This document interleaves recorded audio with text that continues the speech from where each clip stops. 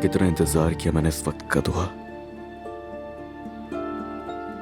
आज मैं इतना खुश हूं तुम्हें बता भी नहीं सकता। काश कि हमेशा ऐसे ही रहे, अब कभी भी अलग ना हो। काश असलान। मैं अब तुम्हें कभी भी दुख नहीं पहुंचाऊंगा, तुमसे वादा करता हूं। उम्मीद है। आज से मेरी जिंदगी में तुम दोनों के अलावा किसी के लिए जगह नहीं। मैंने सबक सीख लिया, दुआ अच्छी तरह सीख लिया। देखेंगे।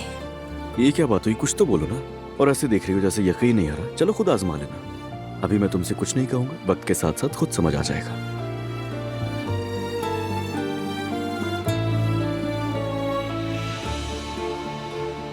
अब मैं उठती हूँ और तुम्हारे लिए अच्छा सा नाश्ता बना कर लाती हूँ। और अगर जवेरिया उठ जाए तो तुम उसे देख लेना, ओके? बेफिक्र हो जाओ।